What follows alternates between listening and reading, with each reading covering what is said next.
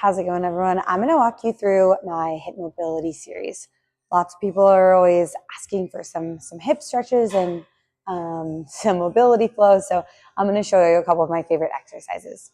The first exercise we're going to do is called the adductor rock back. So you're going to come on your hands and your knees. You're going to pop one leg out to the side, and then we're just going to rock back towards that back knee. And what you're going to feel is all of this lengthening. That groin area can kind of sit into the hip. Hold it for a few seconds. Make sure you're breathing. Good. From the side view, it'll look like this. You want to have that foot, make sure it's nice and in line with the other leg. You don't want it too far forward or backward. So straight in a line as you rock back.